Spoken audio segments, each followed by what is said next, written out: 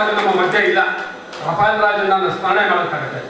ಮತ್ತು ಇನ್ನೊಬ್ಬರು ಕೃಷ್ಣಮೂರ್ತಿ, ನಾನು ಇಲ್ಲಿಯ ಎಲ್ಲ ಕಾರ್ಯಕರ್ತರು ಕೂಡಿ ಕನ್ನಡ ರಾಜ್ಯೋತ್ಸವವನ್ನು ಬಹಳ ವಿಜೃಂಭಣೆಯಿಂದ ಅರ್ಥಪೂರ್ಣವಾಗಿ ಹಮ್ಮಿಕೊಂಡಿದ್ದಾರೆ.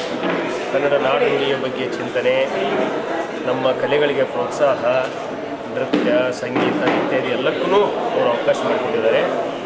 ಬಹಳ ಸಂತೋಷದ ಸಂಗತಿ ಅಂದರೆ ನಮ್ಮ ನೌಕರರ ವರ್ಗದಲ್ಲಿಯೇ ಪ್ರತಿಭಾವಂತರಿದ್ದಾರೆ. ಒಳ್ಳೆಯ ಹಾಡುಗಾರರು, ಒಳ್ಳೆಯ ನಿರೂಪಕರು, ಒಳ್ಳೆಯ ಭಾಷಣಕಾರರು, ಒಳ್ಳೆಯ ನೃತ್ಯಪಟರು, ಹೀಗೆಲ್ಲರೂ ಇದ್ದಾರೆ. ನಮ್ಗೆ ಭಾಳ ಖುಷಿ ಆಗ್ತದೆ. ಇವತ್ತು ಹೆಚ್ಚು ಮಾರ್ಕ್ಸ್ ತಗೊಂಡಂಥ ವಿದ್ಯಾರ್ಥಿಗಳಿಗೂ ಕೂಡ ಇಲ್ಲಿಯ ನಮ್ಮ ಸಹೋದರ ವರ್ಗದವರು ಇದ್ದರ ಈ ಕಾರ್ಯಕರ್ತರು, ಅವರ ಮಕ್ಕಳು ವಿದ್ಯಾಶ್ರೀ ಅನ್ನುವ ಪ್ರಶಸ್ತಿಗೆ, ಕನ್ನಡ ಹೆಚ್ಚಿಗೆ ಉಪಯೋಗ ಮಾಡಿದಂಥ ನೌಕರದಾರರು ಕನ್ನಡಶ್ರೀ ಅನ್ನೋ ಪ್ರಶಸ್ತಿಗೆ, ಹೀಗೆ ಬಹಳ ಪ್ರತಿಭಾವಂತರನ್ನು ನೋಡಿ ಗುರುತಿಸುವಂತಹ, ಅವರನ್ನು ಸನ್ಮಾನ ಮಾಡುವಂಥ ಕೆಲಸ ಇಲ್ಲಿ ನಡೀತಾ ಬಂದಿದೆ. ಹಿಂಗೆ ಮುಂದುವರಿಬೇಕು. ಕನ್ನಡ ರಾಜ್ಯೋತ್ಸವ ಈ ರೀತಿಯಾಗಿ ಆಚರಿಸಬೇಕು ಅಂತ ಹೇಳಿ ಮಂದಿ ನೋಡಿ ಕಲಿಬೇಕು. ಹಾಗೆ ನಮ್ಮ KSRTC ಅವರು BMTC ಅವರು ಮಾಡ್ತಾ ಇದ್ದಾರೆ. ನನಗೆ ಬಹಳ ಖುಷಿಯಾಗಿದೆ. ನಾನು ಎಲ್ಲ ಕಾರ್ಯಕರ್ತರನ್ನು ಈ ಮೂಲಕ ಹೃತ್ಪೂರ್ವಕವಾಗಿ ಅಭಿನಂದಿಸ್ತೇನೆ. ಅವರು ಇದೇ ರೀತಿಯಾಗಿ, ಯಾಕಂದರೆ ಕನ್ನಡ ಬೆಂಗಳೂರಲ್ಲಿ ಕರ್ನಾಟಕದಲ್ಲಿ ಉಳಿಯುವಾಗ ನಾವು KSRTC ಕನ್ನಡ ಬಂಧುಗಳನ್ನು, BMTC ಕನ್ನಡ ಬಂಧುಗಳನ್ನು ನೆನೆಸ್ಕೊಳ್ಳೇಬೇಕು. ಎಲ್ಲವನ್ನೂ ಕನ್ನಡದಲ್ಲೇ ಮಾಡ್ತಾರೆ ಇವರು.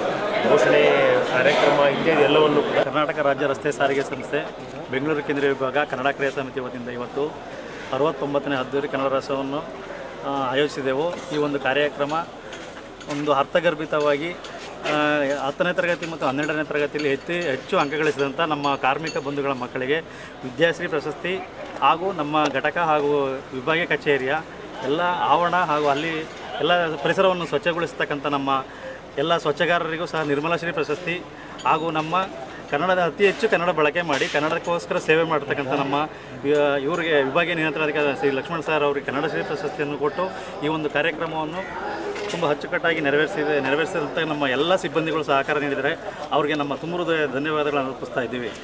ಇವತ್ತು ನಮ್ಮ ಕೇಂದ್ರ ಡಿಪೋ KSRTC ಶಾಂತಿನಗರದಲ್ಲಿರುವಂಥದ್ದು. ಇದು ನಮ್ಮ ಕರ್ನಾಟಕ ರಾಜ್ಯ ರಸ್ತೆ ಸಾರಿಗೆ ಸಂಸ್ಥೆ ಬೆಂಗಳೂರು ಕೇಂದ್ರ ವಿಭಾಗ ಇದು ನಿರಂತರವಾಗಿ ರಾಜ್ಯೋತ್ಸವವನ್ನು ಹಮ್ಮಿಕೊಂಡು ಬರ್ತಿದೆ. ಆಮೇಲೆ ಈ ಸರಿ ಹೆಚ್ಚಿನದಾಗಿ ಸಮಾಜದಲ್ಲಿ ಈ ಸಂಸ್ಥೆ ಒಳಗೆ ಸೇವೆ ಸಲ್ಲಿಸಿ ವಿದ್ಯಾಸಿರಿ ಮತ್ತು ಸಮಾಜ ಮತ್ತು ಸ್ವಚ್ಛಗಾರ್ತಿಯವರಿಗೆ ವಿಶೇಷವಾದಂಥ ಒಂದು ಪ್ರಶಸ್ತಿಗಳನ್ನು ನೀಡಿ ಅವರಿಗೆ ಹೆಚ್ಚಿನ ಉತ್ತೇಜನ ಮಾಡುವಂಥ ಒಂದು ನಿಟ್ಟಿನಲ್ಲಿ ಒಂದು ಕನ್ನಡ ಕ್ರಿಯಾ ಸಮಿತಿ ಕಾರ್ಯಕ್ರಮ ಹಮ್ಮಿಕೊಂಡಿದೆ. ಅಂದರೆ ನಮ್ಮ ಸಂಸ್ಥೆ ಒಳಗೆ ಅವರಿಗೆ ಕೇವಲ ಒಂದು ಪ್ರಶಸ್ತಿಗೆ ಒಂದು 250 ರೂಪಾಯಿ ಕೊಟ್ಬಿಟ್ಟು ಮಾಡ್ತಿದ್ರು.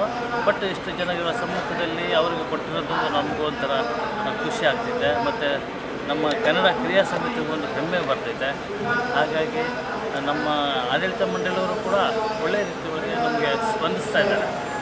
ನಮ್ಮ ಎಲ್ಲ ಆಡಳಿತ ಭಾಷೆಗಳನ್ನು ಕೂಡ ಕನ್ನಡದಲ್ಲಿ ಸಕ್ರಿಯವಾಗಿ ನಾವು 90 ಭಾಗ, ಏನೋ ಒಂದು ಭಾಗ ನಾವು ಆಂಗ್ಲ ಭಾಷೆಯಲ್ಲಿ ಬಳಸ್ಬೋದು, ಇನ್ನು ಬಾಕಿ ಎಲ್ಲ ಕನ್ನಡದಲ್ಲೇ ನಾವು ಮಾಡ್ತಾಯಿದ್ದೀವಿ. ಅದಕ್ಕೆ ಪ್ರೇರಣೆಯಾಗಿ ನಮ್ಮ ಹಿಂದಿನ ಇದ್ದಂಥ ನಮ್ಮ ಉಪೇಂದ್ರ ತ್ರಿಪಾಠಿ ಅವರು ಇರ್ಬೋದು, ಬೇರೆ ಬೇರೆ ಆಡಳಿತ ಮಂಡಳಿಯ ವ್ಯವಸ್ಥಾಪಕ ನಿರ್ದೇಶಕರು ಕೂಡ ಇದಕ್ಕೆಲ್ಲ ಸಂಪೂರ್ಣವಾದಂಥ ಸಹಕಾರ ಕೊಟ್ಟಿದ್ದಾರೆ.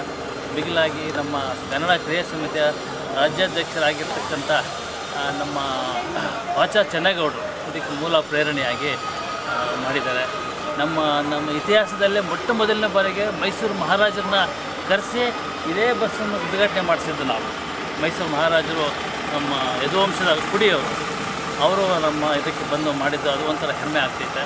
ಹಾಗಾಗಿ ಕನ್ನಡ ಕ್ರಿಯಾ ಸಮಿತಿಗೆ ಇದರದ್ದೇ ಆದಂಥ ಒಂದು ಐತಿಹಾಸಿಕವಾದಂಥ ಒಂದು ಸಾಧನೆಯನ್ನು ಮಾಡಿ ನಾವು ಕನ್ನಡ ರಾಜ್ಯೋತ್ಸವವನ್ನು ನಾವು ಭಾಳ ಅದ್ದೂರಿಯಿಂದ ಆಚರಿಸೋಕ್ಕೆ ಕಾರಣ ಏನು ಅಂದರೆ ನಮ್ಮ ರಾಜ್ಯಾಧ್ಯಕ್ಷರಾದಂಥ ಮನು ಬಳಗರ್ ಸಾರು ಮತ್ತು ವಾಚಾ ಚೆನ್ನಗೌಡರು, ನಮ್ಮ ವಿಭಾಗೀಯ ನಿಯಂತ್ರಣಾಧಿಕಾರಿಗಳಂಥ ಲಕ್ಷ್ಮಣ್ ಸಾಹೇಬರು, ಅವರೆಲ್ಲ ಸಹಕಾರದಿಂದ ನಮ್ಮ ಈ ಥರ ಅದ್ದೂರಿಯಾಗಿ ಕಾರ್ಯಕ್ರಮ ಮಾಡೋಕ್ಕೆ ನಮಗೆ